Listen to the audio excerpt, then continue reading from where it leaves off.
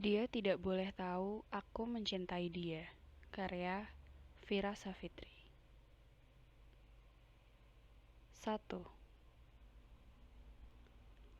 London, Inggris. Apa menurutmu aku masih bisa bertemu dengan Pipa? Pertanyaan itu membuat Lily terusik. Di bawah terik cahaya sore di daerah Highgate, ia mondar-mandir di parkiran Shining School, tak bisa mencegah tangannya berhenti berguncang. Aku tidak tahu. Mungkin kita tetap bisa sembunyi-sembunyi.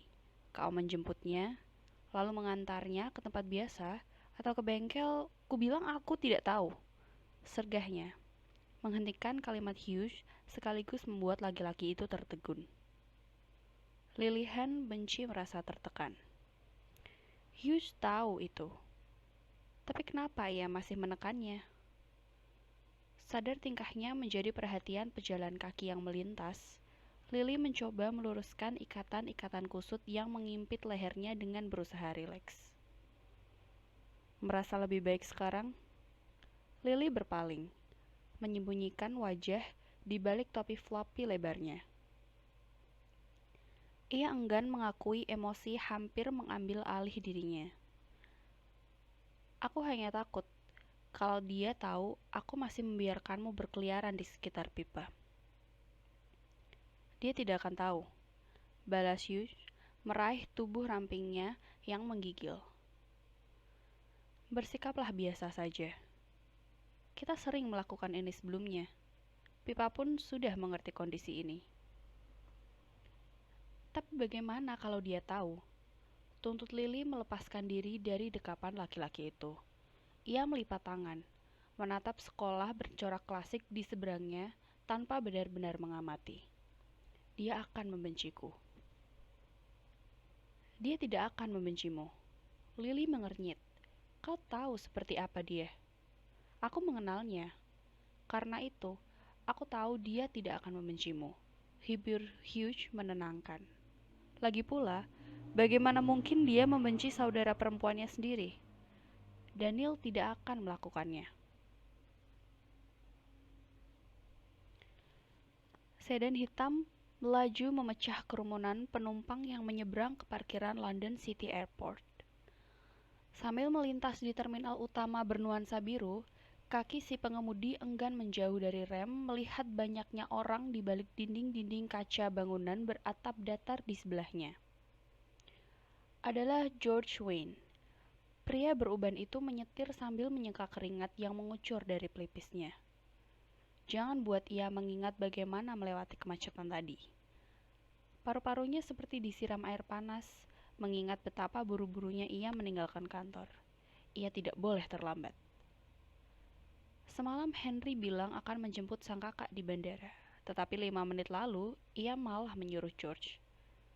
Sementara jarak dari kantor ke bandara sekitar 4,8 km.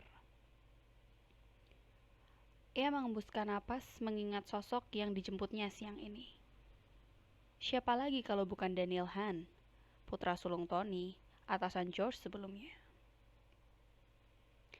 Andai Daniel seramah Tony atau Henry, George mungkin tak akan sekalut ini. Masalahnya, semua tahu kalau Daniel Han tidak seperti ayah ataupun adiknya. Ia jarang tersenyum, tidak mudah dibuat terkesan, dan tidak senang berbasa-basi. Sejumlah penumpang yang berseliweran membawa koper membuat George kian canggung. Dia tiba di bagian keamanan untuk menunjukkan kartu identitas sebelum masuk ke terminal kedatangan jet pribadi. Seharusnya tuannya sudah tiba, pikirnya gelisah. Setelah Maserati Ghibli-nya diizinkan masuk ke Airpron, ia mencari-cari jet atasannya. Tak jauh dari tempatnya, jet putih berlarik biru tipe Gulfstream G650 bertulis Hans telah terparkir eksklusif bersama jet lainnya. Ia menemukan sosok laki-laki dengan setelan kemeja dan celana kain hitam berdiri bersama seekor golden retriever di sisi tangga jet. Tak salah lagi, itu tuannya yang baru. Setelah memarkir, George bergegas menyambut Daniel dengan senyum gugup, meski ia yakin sudah memberikan senyum terbaiknya saat ini. Mr. Hunt, sapanya ramah pada laki-laki berambut hitam itu. Kuharap Anda tidak lupa padaku. Aku George, supir Tuan Tony yang menjemputmu tahun lalu. Kau tidak lagi bekerja untuknya. Cukup katakan kau sopirku dan kita bisa pergi sekarang. Suara Daniel terdengar dingin di telinga George yang membatu. Ia pun membukakan pintu tanpa berani menatap laki-laki itu. George baru melirik saat Daniel terbatuk. Anda baik-baik saja, sir? Ayo, tango. Mata George melebar melihat Daniel mengajak anjingnya masuk ke mobil tanpa menghiraukan pertanyaannya. Diam-diam ia memarahi dirinya sendiri sambil buru-buru menyusul. Begitu melaju, George terusik saat ponsel Daniel berbunyi. Ia melirik spion tengah sambil mengecilkan volume memutar musik yang mengalunkan Another One Bites the Dust milik Queen. Rasa curiga dan takut menyelimuti pikirannya. Apa itu Henry? Apa Daniel akan membahas keterlambatannya? Halo, ya, aku bersama George. Dia terlambat. George melotot dan menelan ludah. Telapak tangannya dingin di kemudi. Kau di mana? Suara Daniel kembali terdengar. George menatap jalan di hadapannya tanpa konsentrasi. Darahnya sontak menggelegak saat Daniel menepuk pundaknya dan menyuruhnya ke hand group. Tunggu aku di sana. Daniel berkata lagi pada Henry sebelum mengakhiri pembicaraan. Kudengar kau kembali. Apa kita bisa bertemu? Banyak yang perlu kita bicarakan. Daniel mendengus membaca ulang pesan yang diterimanya begitu mendarat. Rasa sakit hati membuat tangannya gemetar menahan kalut. Membaca nama pengirim pesan sudah membuatnya ingin melempar ponsel. Jangan tanya apakah ia akan membalas pesan itu, karena ia bersumpah tidak akan melakukannya. Suasana hatinya memburuk mengingat apa yang telah dilakukan pengirim pesan itu padanya. Rasa dipermalukan itu tidak mau hilang, membelenggunya hingga ke titik terendah yang tak mampu ia bayangkan. Pikiran Daniel berkabut mengingat bayangan gelas-gelas minuman, rasa pahit yang membakar dadanya, bisikan yang berdenging hingga sentuhan di tubuhnya. Seketika ia merasa mual. Semua kenangan acak itu menyiksa dan membuatnya frustasi. Ia tidak menduga akan kembali ke London. Mungkin kalau tidak menemui ayahnya tahun lalu, ini pertama kali ia kembali setelah 6 tahun lamanya. Daniel sebetulnya tidak punya alasan kembali, tapi ia pun tidak punya alasan menolak permintaan ayahnya. Setelah tenggelam dalam ingatan buruk, dering ponsel membawa Daniel kembali ke tempatnya. Ada apa, Lily? Sahutnya tanpa mengira suaranya akan setajam itu. Kau sudah di London? Daniel mengertakkan geraham saat berkata London terasa menusuk telinganya. Ya, barusan. Pippa menanyakanmu sejak semalam. Dia ingin bertemu. Aku akan menjemputnya di sekolah. Omong-omong, sebentar lagi ulang tahunku. Daniel memperbaiki letak kacamatanya. Apa hubungannya denganku? Sudah memikirkan kado untukku? Aku baru mendarat, bagaimana kau harus pikirkan dari sekarang. Jangan beri aku bunga seperti tahun lalu, aku ingin sesuatu yang lebih dari itu. Kalung Mikimoto atau semacamnya. Daniel menarik napas dalam-dalam dan memindahkan ponsel ke telinga yang satunya. Kupikir kau tahu artinya aku baru mendarat. Terserah, aku tetap harus mengingatkanmu. Selain itu, aku perlu memberitahumu, Pa menyuruhmu ke Avenue Road malam ini. Dia menyuruhku menghubungimu. Daniel kembali geram mendengar ayahnya disebut. Aku belum ingin bertemu dengannya. Kau tahu alasannya. Ia pun memutus sambungan. Kekesalannya berkecamuk mengingat ayahnya, kepindahan yang tiba-tiba. terlebih mengira-ira tanggapan para karyawan tentang kemunculannya besok. Apa kau tahu pusat perbelanjaan dekat kantor, George? Sopirnya menengok sebentar. Pusat perbelanjaan? Maaf, sir, tapi kurasa Anda sebaiknya menemui dokter saat ini. Sejak tadi ada batuk, dan sebaiknya jangan memberiku jawaban dari hal yang tidak kutanyakan. Well, aku tahu beberapa, sir. Anda ingin ke sana sekarang? Tidak, tidak sekarang. Dengan ekspresi tak bersahabat, Daniel menatap kemacetan di luar jendela. Ia harus segera bertemu asistennya. Asistennya perlu mengingatkan untuk membeli hadiah ulang tahun Lily. Namun memikirkan kakaknya membuat perasaan Daniel curiga. Mungkinkah Lily memberitahu pengirim pesan tadi bahwa Daniel kembali? Apakah kakaknya dan laki-laki itu masih berhubungan? Kepala Daniel kini sepenuhnya gelap.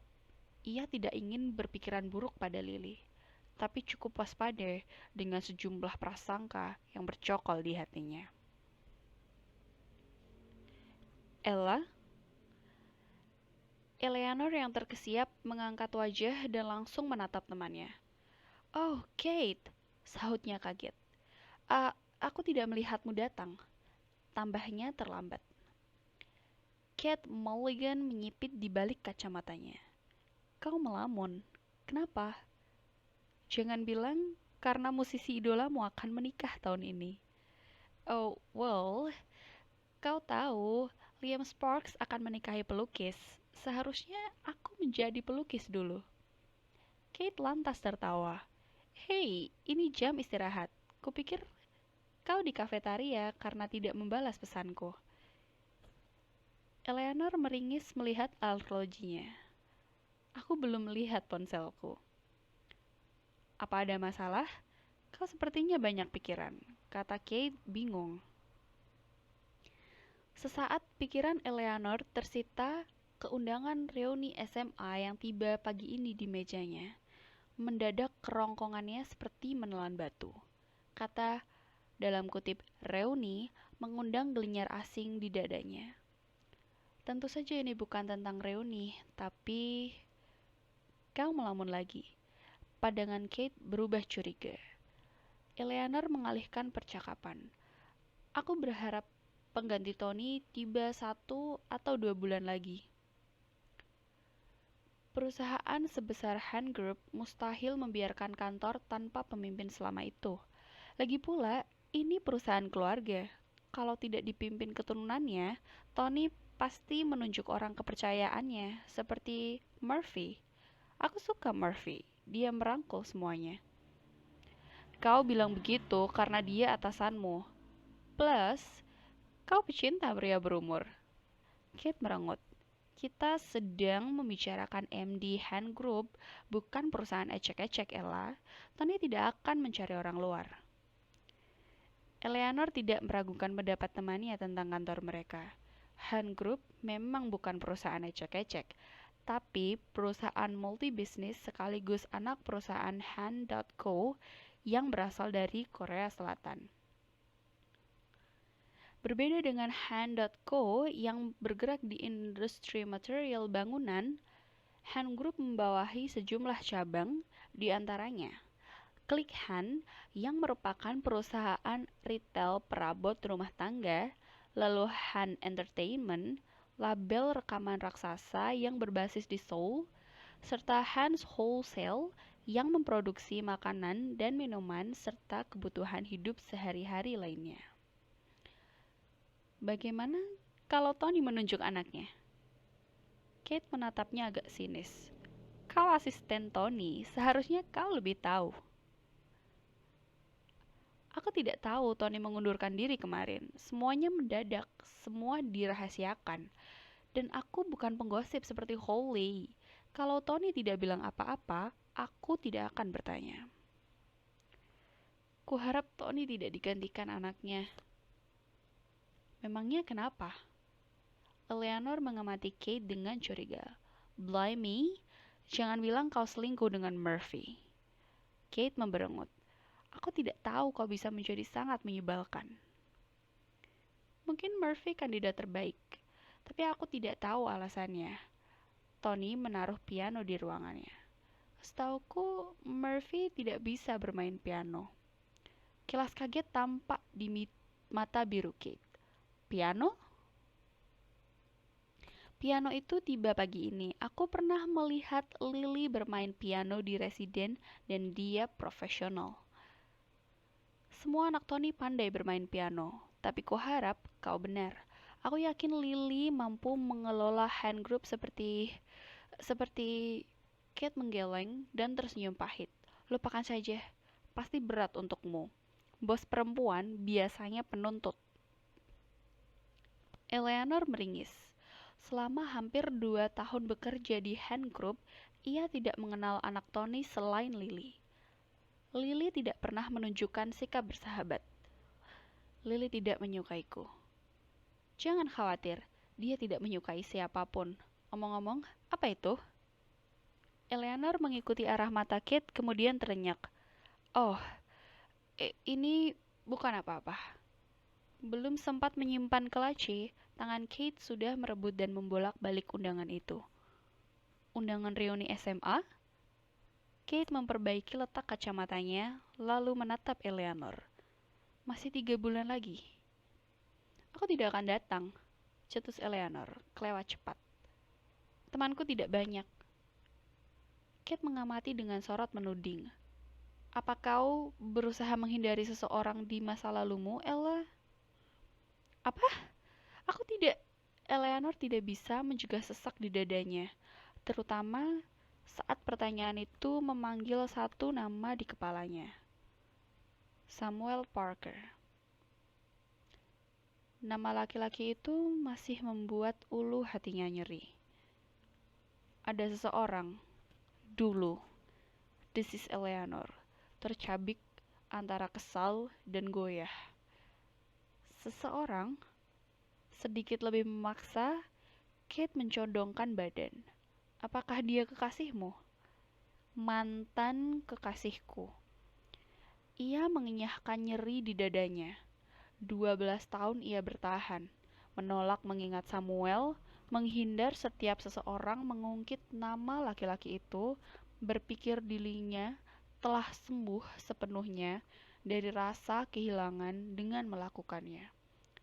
Kenyataannya, ia keliru. Bagaimana kalian putus? Tanya Kate. Kerut samar membingkai wajah Eleanor saat serpihan masa lalu melesat dalam pikirannya. Ia heran, bagaimana bayangan wajah Samuel masih membuat jantungnya berdebar keras. Dia tidak menepati janji, itu yang membuatku membencinya. Kalau kau membencinya, artinya kau masih memikirkannya. Aku tidak memikirkannya, protes Eleanor. Lalu ia melanjutkan agak jengkel. Setidaknya, sampai undangan itu tiba di mejaku pagi ini. Kate tertawa. Aku jadi penasaran, seperti apa laki-laki itu? Namanya Samuel Parker. Melihat mata Kate berkilat-kilat meminta penjelasan, Eleanor merutuk. Lupakan saja. Aku benci harus mengungkitnya. Masih melekat dalam ingatan Eleanor bagaimana Samuel membuatnya patah hati, meninggalkan kekecewaan serupa lubang besar dalam dirinya. Berawal dari prom, Samuel berjanji akan melamar Eleanor dan sepakat bertemu di Trafalgar Square 8 tahun setelah Samuel meneruskan studi kedokterannya di Berlin. 3 bulan berpisah, segalanya masih normal. Tapi setahun berlalu, Samuel mulai jarang memberi kabar, sehingga perlahan Eleanor harus menerima kenyataan Samuel tidak menepati janji. Laki-laki itu membiarkan Eleanor menunggu di Trafalgar Square sejak pagi hingga lewat tengah malam, ditemani fish and chipsnya yang ke-40. Entah bagaimana 12 tahun ini mengubahnya. Kami hanya berkirim surat 5 bulan sebelum dia menghilang. Eleanor tiba-tiba merasa kacau. Tapi adikku bertemu dengannya di Hamburg. Evie bilang dia bekerja sebagai kardiolog di sana. Untungnya Evie lupa memberi nomorku padanya. Well, kurasa kau tidak perlu bertemu dengannya. Setidaknya, kalau jantungan, kau berhadapan dengan ahlinya. Bukan begitu? Eleanor tidak bisa menahan senyum melihat Kate terkekeh. Namun, dalam satu gelengan wajahnya kembali datar saat berkata, "Aku masih dendam padanya. Tidak ada alasan kami bisa seperti dulu lagi. Lagi pula, Samuel tidak benar-benar menginginkanku." Ia menatap gusar pada tubuhnya sendiri sambil meratapi lemak-lemak di perutnya. Dia mungkin bertemu wanita ramping yang jauh lebih menarik dan bisa jadi sudah menikah. Siapa yang tahu? Maksudku, lihat tubuhku. Aku, dalam kutip, besar dan tak ada yang bisa aku lakukan untuk menutupinya. Siapa bilang kau besar? Kau hanya gadis dengan berat badan 80 kilogram dan tinggi 167 cm. Siapapun menyukaimu. Percakapan mereka terhenti ketika Holly Marshall muncul dari ruangan Owen di seberang. Syukurlah kalian masih di sini. Holly mendekat cepat-cepat. Ia menarik kursi aluminium sambil memeriksa situasi. Lalu ia menatap kedua temannya dan melanjutkan dalam bisikan. Kalian tidak akan percaya. Ini tentang keluargahan, kata gadis itu sambil duduk. Aku menguping obrolan Owen dan Murphy di telepon. Oh, ini gawat. Tony resmi digantikan putranya besok. Kate menegakkan punggungnya dan bertanya, putranya yang mana? Holly terlihat frustasi. Daniel, Kate, dia kembali. Daniel? Seperti apa dia? Tanya Eleanor bingung. Tapi bagaimana? Dia mustahil kembali setelah... Kate menekap dan melanjutkan kalimatnya hati-hati. Dia tidak melupakan kejadian itu, kan?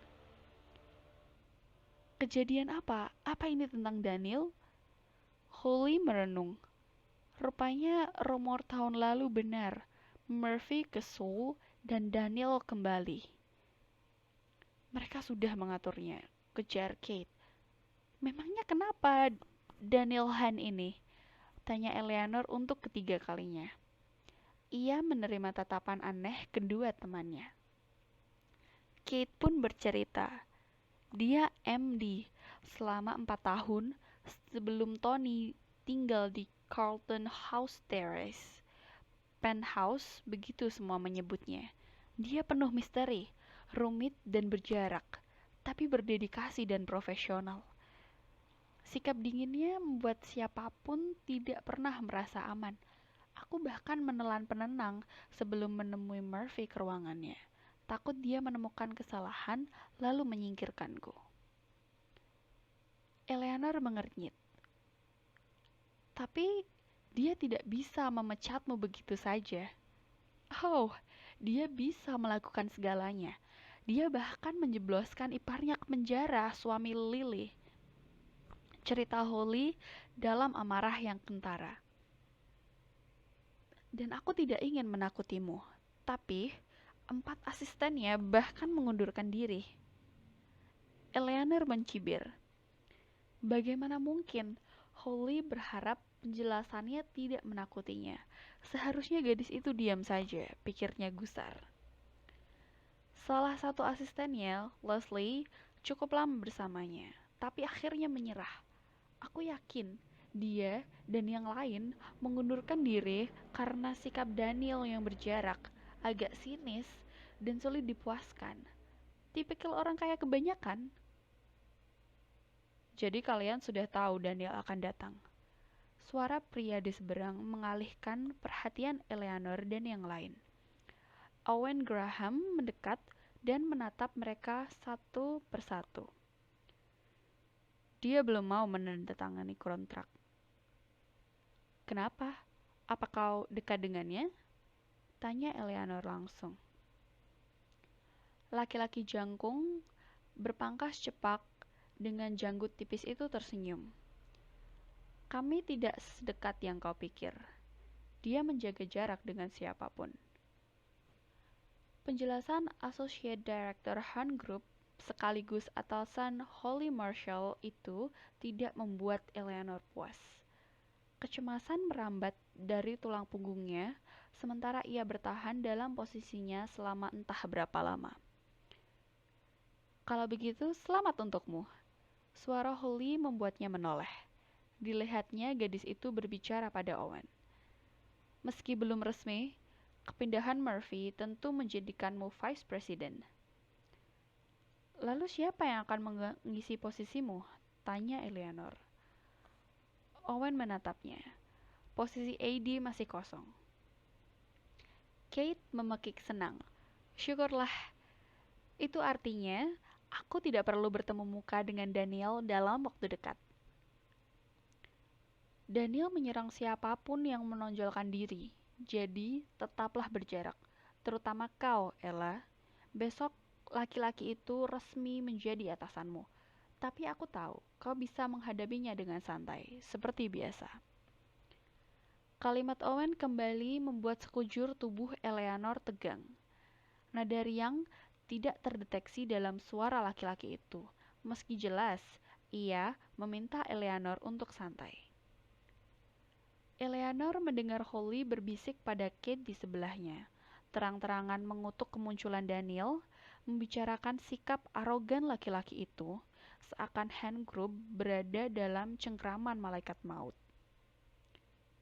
Dengar, jam istirahat hampir habis, sebaiknya turun dan pesanlah sesuatu di kafetaria, kata Owen. Dan jangan lupakan rapat persiapan sosialisasi siang ini. Aku bertaruh. Daniel tidak peduli dengan sosialisasinya, cetus Holly. Ella, kata Owen lagi sebelum masuk ke elevator. Apapun yang kau pikirkan tentang Daniel Han, jangan berpikir dia seperti Tony. Mereka berbeda. Kau dengar itu? Mereka berbeda, ulang Holly di telinganya. Eleanor menunjukkan sikap masa bodoh sambil bangkit. Dalam situasi ini, ia mulai memikirkan berbagai kemungkinan. Pikirannya melayang saat berjalan ke elevator, mengira-ira alasan kenapa laki-laki seperti Daniel Han begitu disegani. Karena Tony tidak pernah bercerita apapun tentang kedua putranya.